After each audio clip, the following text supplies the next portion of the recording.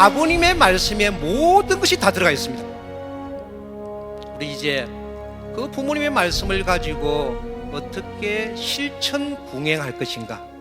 비전 2020 승리를 위한 교회 성장과 건강한 패러다임은 1박 2일 동안에 이제 우리가 어떻게 해야 될 것인가에 대한 제시고, 왜 우리가 오늘 전국 목회자 총회를 하게 되는가에 대해서 프롤로그 강의라고 생각하면 되겠습니다. 목사님 여러분, 교회 성장을 위한 어떤 대안을 갖고 계십니까? 200가에 대한 대안을 가지고 계십니까?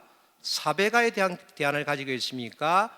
비전 2020에 60만 명을 이루는데 우리 교구가 얼마만 목표를 가지고 성취할 것인가? 우리 교회가 어떠한 목표를 가지고 성취할 것인가에 대한 대안을 가지고 계십니까? 아마 많은 대안을 가지고 계실 것입니다. 그 대안이 200가의 대안이면, 300가의 대안이면 우리 입장에서는 엄청난 성장입니다. 그런데 비전 2020은 60만 명의 대안에 대해서 우리는 어떤 대안을 가져야 되겠는가? 그 대안을 개신교에서는 제2곡선이라고 이야기합니다.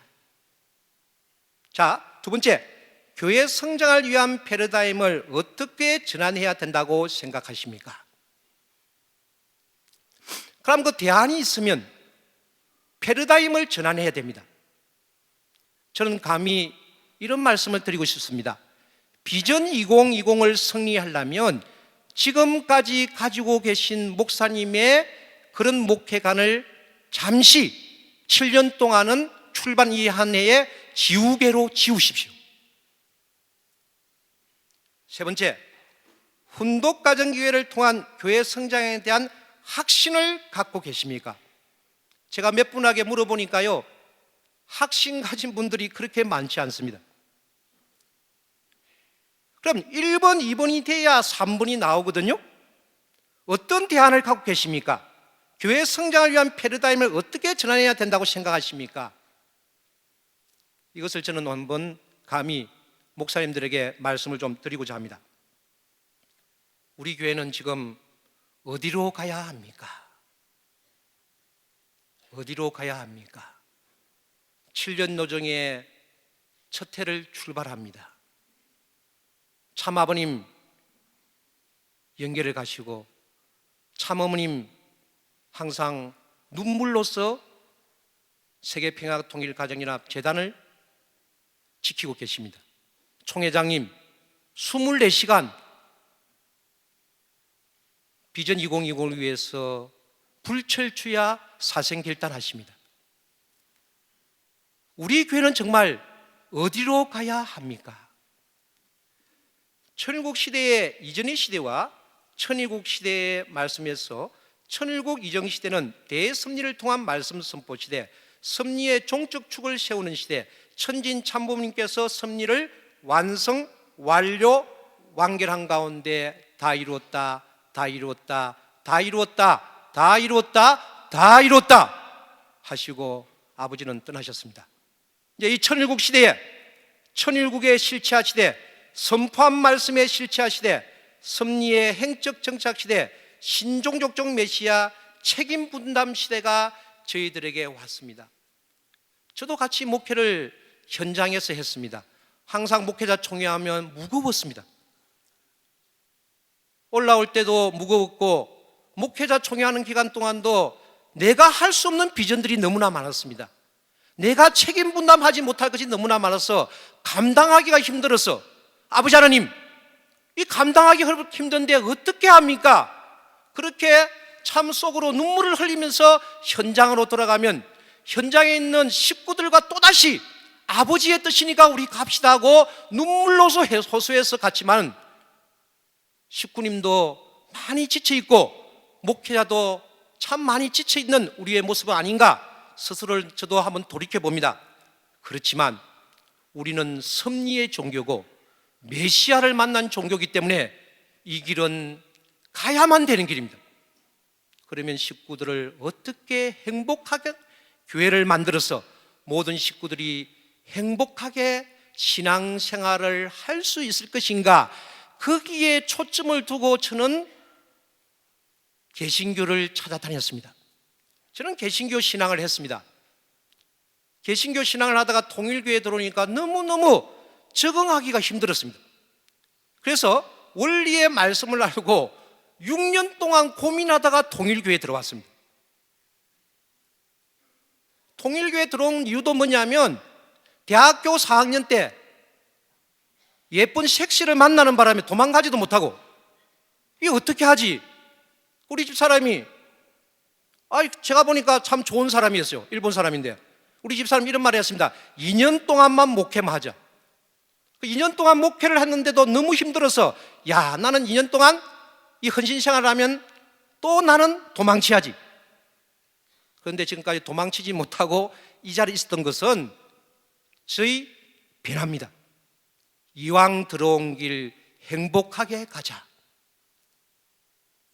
그리고 목회를 시작하면서 식구들이 너무 힘들고 어려운 것을 보면서 어떻게 하면 행복한 신앙생활을 할 수 있을 것인가, 그 출발점이 소그룹이었지, 교회 성장을 중심 삼고 소그룹을 저는 접한 것이 아닙니다.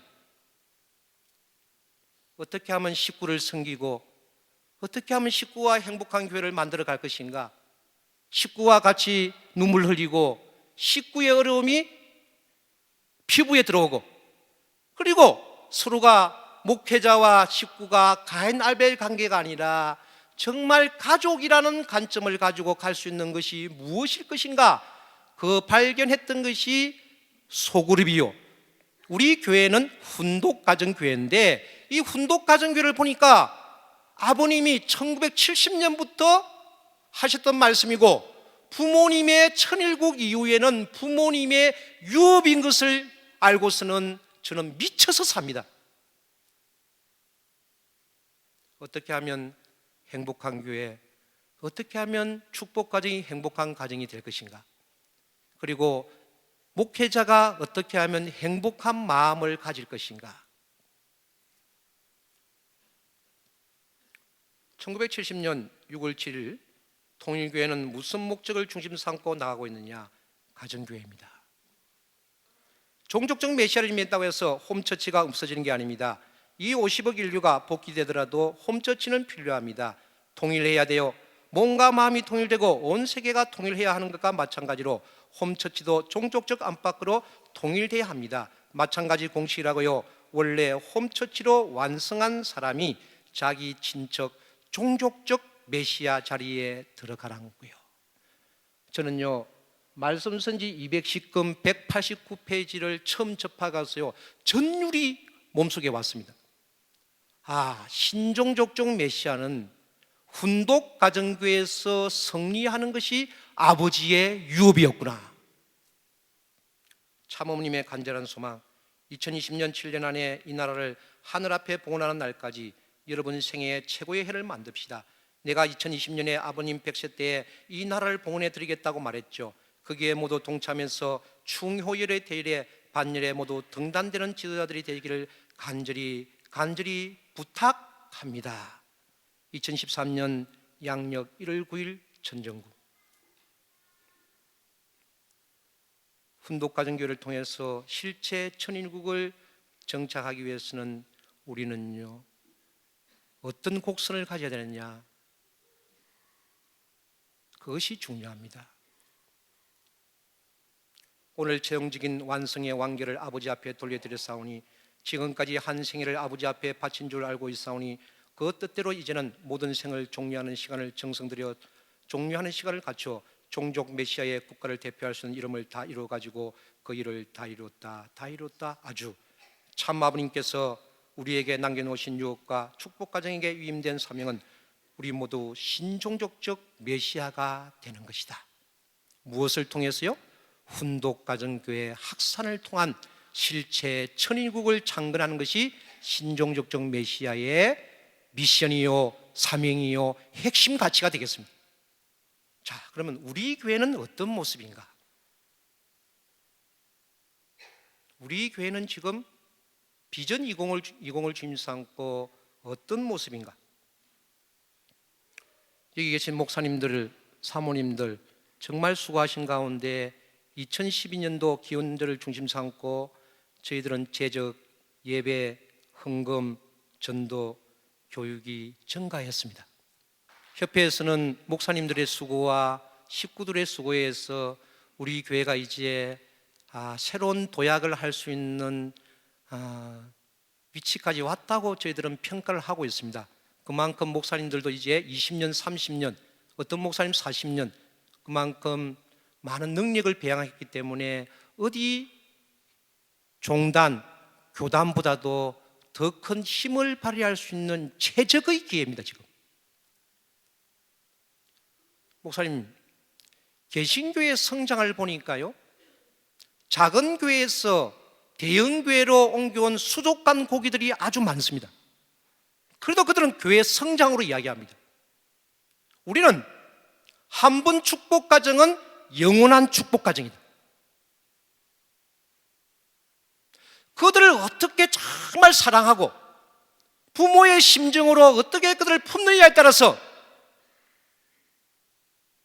60만 명의 입회 원서한 사람 중에서 영계를 간 사람도 있습니다만 그들을 정말 부모의 심정으로 찾고 정성 들이고 그리고 그들을 교회에 이끌 수만 있다면 우리는 한번 해볼 수 있다는 새로운 결단을 하는 우리의 기원절 이후에 우리의 영적인 변화입니다.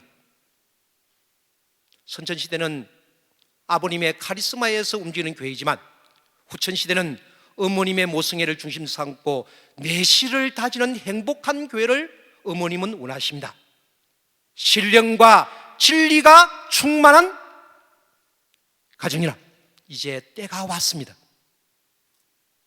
정말 우리가 여기에 희망과 소망을 가지고 섬김과 소통과 사랑의 공동체를 다시 세운다면, 그 영적인 파도가 다시 일게 한다면 우리 교회는요 지금보다도 훨씬 교회가 건강하게 성장할 수 있습니다. 기원절을 중심 삼고 비전 2020이라는 새로운 시대를 맞이했습니다. 솔교가 30년 동안의 새로운 수명을 다시 가지게 되고, 그리고 그런 많은 것을 죽음의 길을 갈 것이냐 새로운 생명의 길을 갈 것이냐 선택했을 때 그는 새로운 생명의 길을 가겠다고 결단하는 순간 고통과 그리고 어려움을 인내하면서 새로운 것을 준비했습니다. 저는 오늘 이 목회자 총회가 이 성산에서, 이 성지에서 그런 새로운 출발을 하는 점이 아닌가 생각을 하게 됩니다. 자, 그래서 우리가 개신교의 성장 원리를 한번 분석해 볼 필요가 있습니다. 제가 지금 말씀하는 개신교는요 전부 다 2명에서 많게는 20명에서 출발한 개신교입니다. 종교 인구는 10년마다 이렇게 조사를 합니다. 그래서 2005년도 종교 인구가 20년간 어떻게 변했는가를 보시면 불교는 증가했지만 개신교는 어떻습니까? 성도 수가 줄어들고 있습니다. 천주교는 놀랍게도 74.1% 증가했습니다. 많은 교회 성장 연구소는 이렇게 이야기합니다. 2050년도에 개신교가 지금 전환하지 않으면, 이 개신교가 전환하지 않으면 2050년이 되면 가톨릭에 추월될 것이다.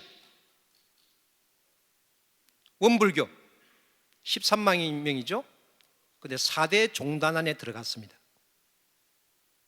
이 원불교도 분석을 해보니까 우리가 뛰어넘을 수 있는 종단입니다.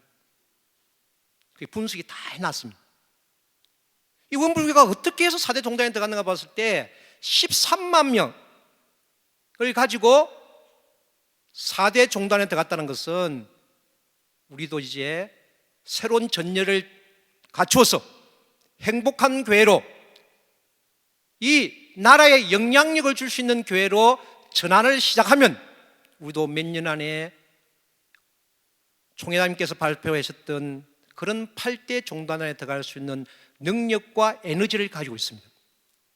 기독교 국가인 유럽교회는 500여 개의 교회의 평균 출석 인원이 10명, 평균 나이 61세, 유럽교회는 급속도로 쇠퇴하는데 5천 개의 교회가 문을 닫았습니다. 한국 개신교회는 7년 만에 400만 명이 감소했습니다. 타 종교인은 증가했습니다. 그런데 400만 명이 감소했는데 이단들은 늘어났습니다. 그래서 이단들은 늘어나는데 우리 정단들은 왜 이렇게 교인이 감소되는가? 여기도 비상이 걸렸습니다. 그런데 이들은 그냥 있지 않습니다. 솔개처럼 위기에 대한 대처 방안이 벌써 시작이 되었습니다. 질적인 성장으로의 변화를 추구하고 같은 마음, 같은 뜻, 같은 말, 같은 열매를 맺는 건강한 교회를 지향하고 초대 기독교의 정신으로 돌아가서 건강한 교회를 회복하는데 이들은 개인의 변화와 교회의 변화를 추구합니다. 개인의 변화는 양육과 우리로 말하면 홈장의 리더십의 향상과 교회의 변화는 건강교회 8가지 질적 특성을 중심 삼고 추구해 나가는데 이제는 그들은 이런 이야기를 합니다. 이제 우리는 개인 회복과 교회 회복을 중심적으로 가는 교회를 만들어 가야 되겠는데 이렇게 출발했던 교회들은 드디어 이제 전환이 시작됩니다. 새로운 변화, 새로운 전환이 일어나기 시작합니다. 그러니 저는 이렇게 생각합니다. 위기가 기회다. 시대적 교회 비전을 보면 50년대, 60, 70년대는 재건하는 교회, 80년대는 성장 부흥하는 교회, 90년대는 성숙한 교회, 2000년대는 건강한 교회, 2010년 이후에는 현재 영향력 있는 교회. 목회 강조점, 영성은 50년대에서 70년대는 복음의 영성, 80년대는 감성의 영성, 90년대는 지성의 영성, 2000년대는 건강교회를 중심 삼고 인격적 영성, 2010년 이후부터 지금까지는 생활 영성과 사회적 영성. 생활 종교로 벌써 이들은 2010년부터 준비를 하고 시작을 했는데 중요한 것이 있습니다. 지역에 영향을 끼칠 수 있는 교회가 되려면 선결 과제가 있습니다. 그 선결 과제가 뭐냐면 건강교회를 통해서 목회자, 식구 모두가 인격적으로 성숙해야 된다. 인격적으로 성숙할 수 있는 훈련소가 어디냐면 소그룹이라고 그들은 결론을 내렸습니다. 대그룹에서는 인격적인 변환이 일어나기 쉽지 않습니다. 소그룹에는 서로 나누어서 자기의 희노애락을 정말 솔직하게 이야기하고 기도해주고 섬기고 같이 가고 같이 눈물 흘리고 같이 품은 부모의 마음에 그런 신앙의 패턴이 갔을 때 교회가 변하기 시작한다는 거예요. 그런 가운데 이제는 생활 영성, 우리가 사회의 어떤 교회로 갈 것인가? 역시 하나님은요 대단하십니다. 서울 신당동에 가면, 신당 5동에 가면 예수마을교회라고 있습니다. 장하경 목사가 신당동의 중앙시장에서 출발했는데 2명이 출발했습니다. 부부가 출발해가지고 지금 23년 만에 3,000명의 예배를 봅니다. 중요한 것은 그만큼 성장했다는 게 아니라 2004년부터 교회가 마을이 되는, 마을 공동체가 되는 교회, 마을이 교회가 되는 교회인데 이야, 이거 대단합니다. 제가 분석하고 직접 방문하고 그 시설을 보면서 놀라웠습니다. 야, 우리 교회가 정말 건강교회를 2013년도, 2014년도 정말 목숨 걸고 건강교회를 통해서 인격적인 형성이 된 가운데 평신도를 목회자와 같은 리더십을 일어나는 그 기준까지만 쌓아놓는다면, 채워 잇는다면 우리는 2015년부터 지역에 영향력을 줄 수 있는 교회로 틀림없이 우리는 될 수 있습니다. 왜? 아버님이 우리를 그렇게 훈련시켜 왔기 때문에 우리가 더 조직적이고 체계적으로 갈 수 있습니다. 우리는 건강교회를 만들고 건강교회 시스템을 만들었기 때문에 영향력 있는 교회로 갈 수 있습니다. 그러니까 교회가 마을이 되는 교회, 마을이 교회 되는 그런 공동체, 이것이 바로 2010년 이후에 가야 되는 한국교회, 개신교의 새로운 변화입니다. 개신교의 성장 동력을 분석해 보니까 대그룹과 소그룹의 유기적인 관계를 중심으로 삼고 가더라. 그래서 여의도 순복음교회도 5명, 온누리교회도 12가정, 분당 지구촌가서 20명, 풍성한교회 20명, 부산 세계로고교회 20명, 울산 큰빛교회 5명, 안산 동산교회 2명, 삼일교회 10명, 예수마을셀교회 7명. 우리 지금 협회 본부가 있는 앞에 삼일교회도 우리 1954년 5월 1일 세계기독교 통일신령협회가 출발한 것처럼 여기도 54년도에 출발해가 지금 13,000명입니다. 그런데 여기에 동력은 결국 뭐냐면 세 가지가 똑같습니다. 목회자의 열정적 리더십, 시스템, 그리고 구역 운영, 셀 운영, 진 운영, 목장 운영. 왜 이런 것이, 소그룹이 왜 필요하냐? 소그룹은 교회 성장 프로그램이 아니라 신앙 본질 회복 운동이라는 거예요. 기도하는 교회, 정성 들인 교회, 비전이 있는 교회, 확신이 있는 교회를 누가 만드느냐? 소그룹에서 섬김과 나눔이 중심 삼고 소통하고 공동체가 형성되는 가운데 성령의 역사가 이런 소그룹에 일어날 때 결국은 대그룹이 열정적인 교회로 변한다는 것이 그들의 간증입니다. 그리고 소형교회, 1명, 2명으로 출발했던 교회, 함께하는 교회, 새가난교회, 문화교회, 충북, 진천, 오창의 대강교회, 오창읍 대강교회, 전부 다 10명 이하에서 출발하고 목회자 부부 아니면 전도사 1명에 출발했는데 이 교회를 전부 다 분석을 해봤습니다. 그들도 미래지향적인 교회, 영원히 100명 이하의 교회를 원하는 목회자는 아무도 없을 겁니다. 100명 이상, 200명 이상 그런 교회를 하기 위해서 그들도 목회자의 분명한 목회 비전과 열정적 리더십과 소그룹 리더 양성을 꾸준하게 해왔다는 거예요. 예수 그리스도께서는 베드로, 야고보, 요한으로부터 소그룹이 시작했습니다. 아브라함은 번뇌골에서 4명으로부터 시작했습니다. 그러니 모든 것은 성령이 역사하는 교회, 바로 그것이 뭐냐면 스몰처치입니다. 왜 스몰처치가 성령 역사가 일어나냐? 소통이 되어지기 그렇습니다. 목사님의 눈물이 나의 눈물이고 내 식구의 눈물이 나의 눈물이고 내 남편이 교회에 나오지 않는 가운데 눈물 흘리는 일본 부인, 태국 부인을 보면서 그 고통이 내 고통이라고 생각하는 그 순간 우리는 심정 공동체로서 행복한 교회가 출발되는데 그것을 제공하는 것이 바로 소그룹이라는 거예요. 3명이면 됩니다. 아니 1명도 괜찮습니다. 2명, 예수 그리스도께서 말씀하셨습니다. 2명이 모이는 곳에 내가 거기에 같이 하리라. 이것이 셀처치의 출발점입니다. 우리는 목회자 부부가 계시지 않습니까? 목회자 부부가 모델 소그룹을 만드는 그 순간 하나님의 역사가 시작되는 겁니다. 한국 개신교회 세 가지 형태입니다. 전통교회, 탈교회, 독립교회.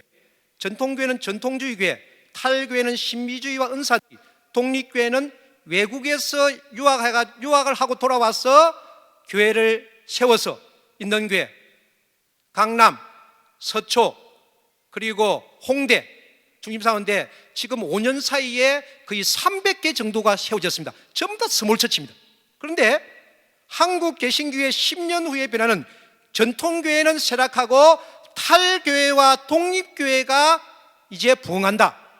탈교회 속에 21세기 교회 성장연구소 김두현 박사가 이야기한 것이 뭐냐면 여러분 개신교인들 이제 위기감을 가지십시오.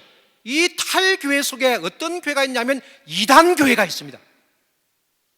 이단교회가 이제 서서히 영적으로 파도를 탑니다.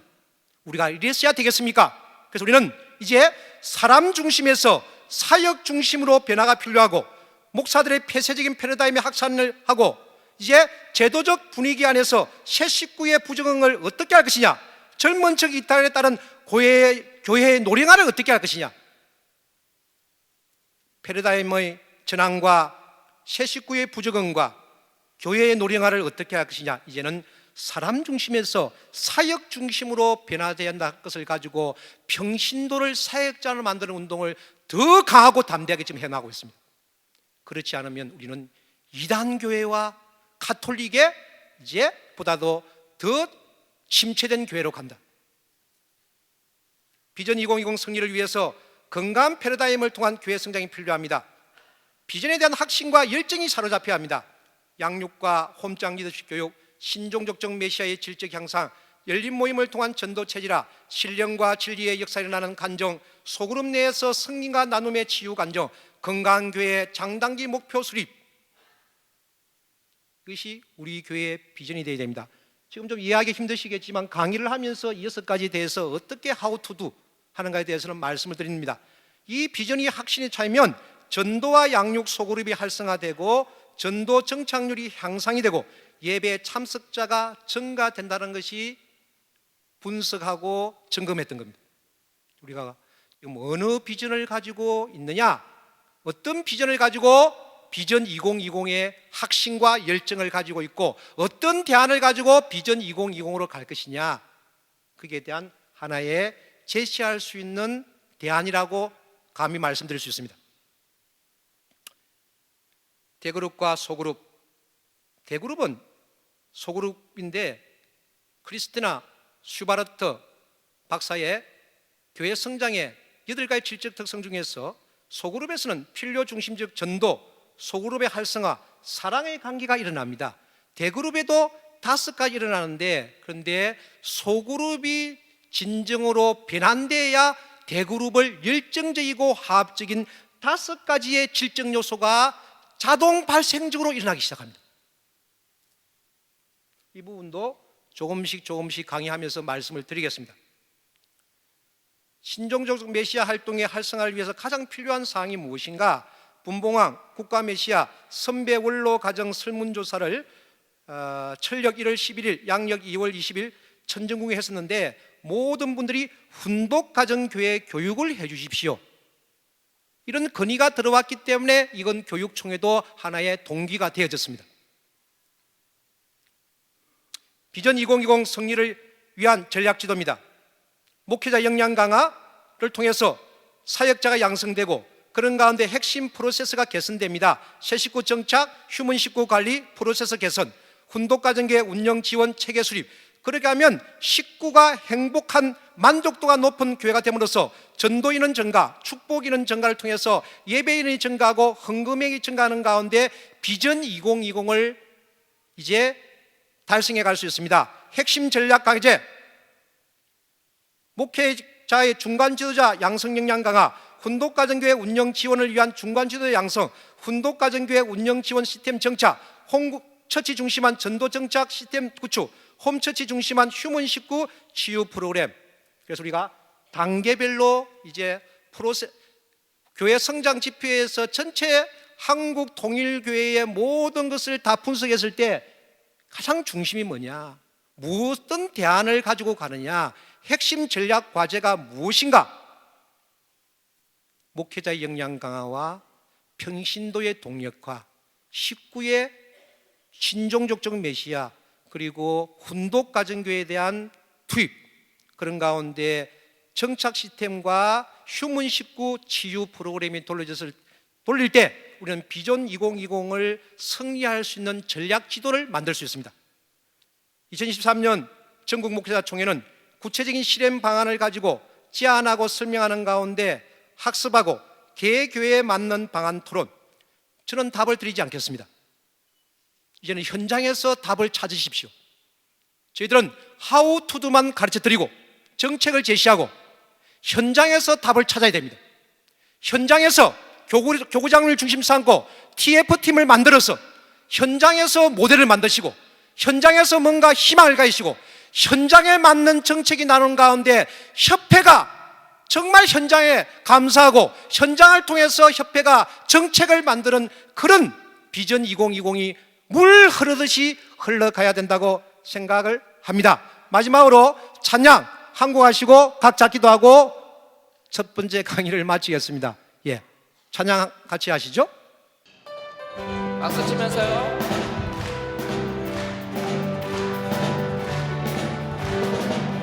내 영혼의 햇빛 비치니 주 영광 찬양해. 이 세상 어떤 빛보다 이 빛 더 빛나네. 주의 영광 빛난 광채 내게 비춰주시옵소서. 그 밝은 얼굴 배울 때 나의 영혼 기쁘다. 내 영혼에 노래 있으니 주 찬양합니다. 주 귀를 기울이시사 다 듣고 계시네. 주의 영광 빛난 광채 내게 비춰주시옵소서. 그 밝은 얼굴 배울 때 나의 영혼 기쁘다. 내 영혼의 봄날 되어서 주 함께 하실 때 그 평화 내게 깃들고 주 은혜 꽃피네. 주의 영광 빛난 광채 내게 비춰주시옵소서. 그 밝은 얼굴 배울 때 나의 영혼 기쁘다. 내 영혼에 희락이 있고 큰 소망 넘치네. 주 부모님 복을 주시고 또 내려주시네. 주의 영광 빛난 광채 내게 비춰주시옵소서. 그 밝은 얼굴 배울 때 나의 영혼 기쁘다. 나의 영혼 기쁘다. 다시 한번 장로님께 영광의 박수 올리겠습니다. 아주